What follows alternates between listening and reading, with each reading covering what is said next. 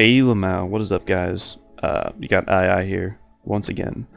I know it's been a while since I recorded, but decided I wanted to record again, and I wanted to record Draft League again.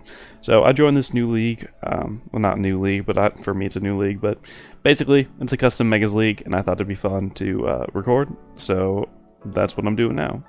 So it was a free draft, and basically for this video, I'm going to go over the team I drafted as well as the Week 1 replay and kind of give you guys my insights into why I drafted what I drafted and why I why I wanted to record and show you guys like all these cool new megas that have been implemented into Showdown. So like I said earlier, it was a free draft, so most teams are kind of broken. The first pick I managed to get was Dragapult. Probably one of the best Gen 8 mons. Speed tier is fantastic, decent attack, special attack stats, access to Dragon Darts. Its probably biggest weakness is that it doesn't have a very good physical ghost move, but other than that, very decent mon. Next up I got Torn T. Pretty much does the same thing as Gen 7 Torn T, Defog, Momentum, U-Turn, Hurricane, plus Rocky Helmet or Salt Vest or whatever item you want to run. Toxapex, still as good as always. Gives me a sort of Gallard Arm check with Shuckleberry. Also, very decent mon as well. Well, just said decent, but pretty much does the same thing as it did in Gen 7. And yeah, Toxapex does what Toxapex does best and stalls out teams. So originally I wanted a Torn T Toxapex Tangrowth team, but unfortunately Tangrowth was sniped, so my Regen Core was kind of put on hold. But still pretty decent first 3 picks, I think. T-Spikes, always a plus, so hopefully Toxapex will put in the work. Next up I got Gothitelle. It does now have access to Cosmic Power and Stored Power, so I think it's a lot more threatening than it was last generation. Shadow Tag, still broken as always. I can now just go into something with like Momentum Torn, like U-Turn into Gothitelle, Trick Something Choice Scarf, and kind of have that thing finished from a defensive standpoint. So that was the reason I wanted Gothitelle. Also could potentially kind of free up things for Dragapult. Next up we got Heatran. Not the biggest fan of Heatran, but pretty solid mon for like a pick 5. Stealth Rock, Flash Cannon, gave me a steal, which I was lacking at the time. I don't think there were many good steals left, so I felt like Heatran was probably a steal. Still decent, I think. You can run berries, air balloon, stuff like that. That'll make it definitely a threat, or even Choice Scarf. So next up we got the hat. Magic Mounts, also new mon introduced in Generation 8. Calm Mind, Rest, Draining Kiss. Not the widest move pool for what it could potentially do, but still like really decent. I don't think there were many good fairies going on at this time either, so getting the hat for pick 6 I think was definitely good for me. Something to note about this league is that, as you guys have probably already guessed, but basically you could pick mons from all generations, so it wasn't just a Galardex only Galardex only league. So that was why I was able to get Heatran. Also, Pursuit, Hidden Power, and the other move, that Return. Yeah, so basically moves that mons in Gen 7 got, such as Hidden Power, Pursuit, and Return, they are allowed, but they are not allowed on the newly Generation 8 mons. So something like Dragapult could not use Return or Hidden Power because it was not given to it in Generation 8. But something like Gothitelle could use Hidden Power because it had Hidden Power in the previous generation. So that's the way this league is working, so that's fine with me.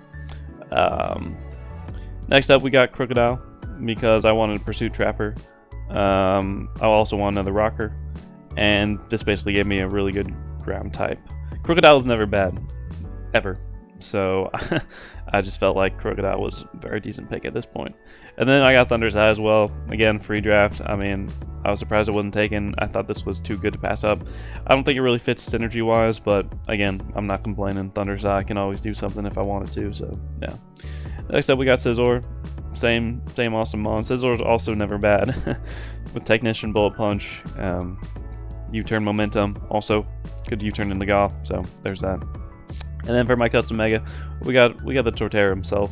Mega Torterra, its stats are really good. 144 attack, not bad. 150 defense, 125 speed F. Speed is lacking, special attack is lacking, but those no one's ever running max special attack Torterra anyway. So again, its ability, well, its new ability is Solid Rock when it Mega Evolves, and yeah, this thing is now not dying to any Ice Beams. So yeah, the only thing I think that could really one-hit KO this, but I could be wrong, is like Gaplardar. But other than that, I mean, this thing is a monster. It's never gonna die in one hit, so I figure it could definitely do something if I need it to. And also, Torterra, best Mega. Not best Mega, but Torterra, best starter, easily. So, you know, might as well go on the Mega train as well. So, yeah. So that's my team. Let's get right back into it. So, this is week 1 versus BionicSoup, and I'll go over his team real quick. He does have the Mew, Mega-Typhlosion, Galar Weezing, Buzzwole, Copper Jug, Garchomp, Milotic, Poltergeist, and Alolan Ninetales. So some big threats that I just saw based off of team composition. Mew, I don't know what that thing's going to do, so that could be threatening. And Buzzwole and Garchomp. Garchomp can always do something in a game. Choice Scarf, SD, Sub, Earthquake, something like that. And then Buzzwole. Buzzwole was also a big threat, and probably one of the main reasons that I wasn't comfortable bringing Mega Torterra, because I thought Buzzwole just had an amazing matchup versus me, and it was one of the reasons why I wanted to bring Choice Scarf Gothitelle to try and kill that if I needed to. So, again, Buzzwole could also take hits from Scizor. It could just do a lot in general, and that's the main reason why my team is composed like this, and why I didn't bring Mega Torterra. Also, Low Ninetales, Aurora Veil could be annoying as well. So, anyway, let's hop right into it. So, Mega Typhlosion becomes Fire and Electric, and also gains the ability Reckless. So things like Flare Blitz and Wild Charge are boosted. Yeah, that thing could also 2-hit KO Mega Torterra because of the Reckless boost. Gliscor is also something that was annoying to me in prep, and in the game actually, just because of how defensive it was and how it could also gain momentum for their team by going for U-turn as well. So let's actually, before we do the replay, I'll just tell you a bit of what I prepped with. So yeah, so we got Sub, Calmine, Taunt, Scald, Keldeo. Something to kind of take out Milotic. I think this was like the one set that Milotic couldn't really beat down. Sub up before they Toxic or something. Calmine, Taunt, Scald. The thing's gone. Scizor, Bullet Punch, U-turn, Quick Attack, Superpower. Not much to say there. I think I had enough speed to outspeed like Adamant, Copper Jaw or something. Yeah, the rest is just for momentum and priority purposes. Something to make sure like Poltergeist doesn't sweep me with Chest Smash. And we got Crocodile, the main Mega Typhlosion stop, and a pretty good one at that. Stealth Rock, Earthquake, Knockoff, Roar. Gothitelle with Choice Scarf, Psychic, Hidden Power Ice, Shadow Ball, Trick. And then Torti with the Yachi Berry. I was actually Yachi Berry because I didn't want like offensive Buzzwole just killing me on the switch. So if he did decide to bring Buzzwole, this was always my switch-in, and this could always take a hit even after rocks. And then last but not least, Dragapult with a Choice Scarf to ensure something like Dragon Dance Mew doesn't sweep me, as well as like Scarf Garchomp. So that's the team. And yeah, let's just get right into the game. So he does bring Poltergeist, Umbreon, Mega Typhlosion, Mew, Gliscor, and Alolan Ninetales, so I expect some sort of Aurora Veil, maybe set up for Mew or Poltergeist. So that's what I'm thinking at team preview.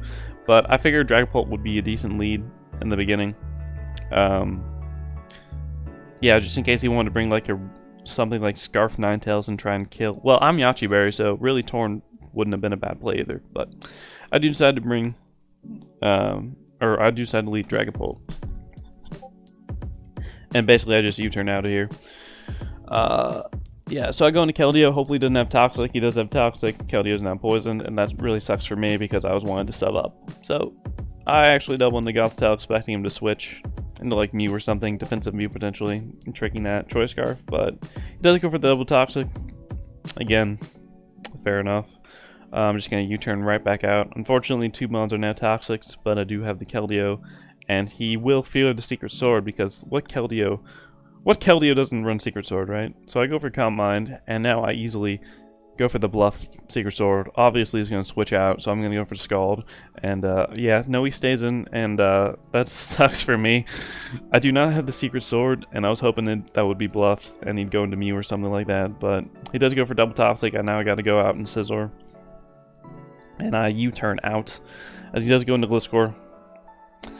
And now I go into Gothitelle, and I'm hoping Hidden Power Ice kills it in one hit. It does not. And now he gets up Rocks. And I could kill the Gliscor here, but I don't want him going like straight out into Poltergeist or something like that and Shell Smashing and getting a couple kills. So I go into Torn. I want to defog these hazards away. Hopefully it doesn't spam Rocks, because who spams Rocks? Honestly, who really does that? But he does spam Rocks.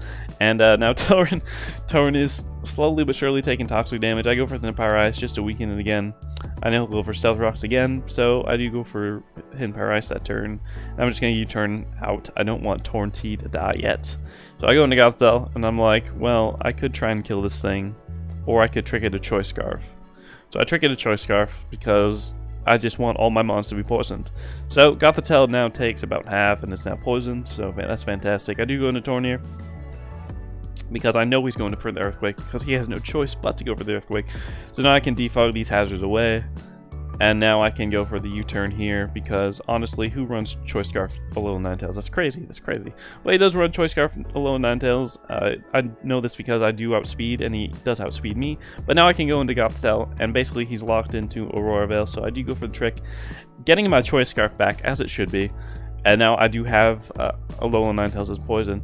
And now, this turn, I'm not sure what I was thinking. I don't think I was thinking here at all, but for some reason, I thought he was still locked into Aurora Veil. But he does go for the Moonblast, and that coupled with Hail is able to take out Tornadus, unfortunately. But now I can go into Scizor and just Bullet Punch. I do go for the Bullet Punch because he could have the Hidden Power Fire, and I didn't want to take that damage. So, Gliscor takes it for days. It is Choice Scarf locked. I know he's going to go for the Stealth Rock, so I go into Crocodile to get up my own Stealth Rock. And, yeah. So I go for Stealth Rock. He does go into Umbreon. I do think he's going to go for Toxic, because that is all he has revealed, as he does go for Toxic. And now Scizor can just U-turn out for Momentum. I didn't think he'd attack Umbreon, but with Umbreon being out of the way, Dragapult looks way more threatening versus his team, so that's actually fantastic for me. I do go into Dragapult, as he does go into Alolan Ninetales, and I am able to just go for Fire Blast, hopefully hitting and connecting and killing Alolan Ninetales. So that thing is gone, and that's fantastic for me. Does go into Typhlosion. I do have the best check in the game, Crocodile. So I do go into Crocodile.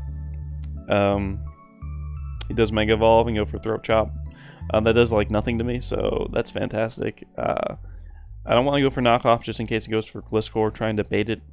I do go for Earthquake, just getting rid of that thing. Yeah, he goes into Mew here. And I'm just going to go for Knockoff here, regardless of what he wants to do. If he was like Weakness Policy or something, or Barrier Weakness Policy, I don't know. Mew could be anything these days, so I didn't want to risk anything, so I go for Knockoff here. I could have gone for Roar as well, but I wanted to weaken this thing for Dragapult or Scizor. So I do weaken that. Crocodile is kind of useless here, as I do go for the Earthquake here, just in case he wants to bait in the Gliscor next. Gliscor's still a bit of a problem. I mean, now I can just go Dragapult and win the game, but Mew is gone. Shadow Ball, Choice Scarf, Dragapult is going to clean up the game. The only way he'll be able to kill, well, he's going to be able to take 2 Shadow Balls, unless I guess with F drop, which what are the odds of that happening? But I do get it. And then he does defog, which, okay, so the crit obviously didn't matter. He was locked in the defog, but that leads me to believe that he is Scarf Poltergeist. But unfortunately for him, I do have Scizor in the back, and Dragapult is Choice Scarf, so there's a chance that he won't outspeed me. He does go for the Shell Smash, as I am able to just go for another Shadow Ball and win the game. So good game to BionicSoup. Definitely some interesting plays with Umbreon early on that caught me off guard. And things could have definitely gone differently if Scizor didn't luckily manage to pick up the kill on the Umbreon. But yeah, still a good game.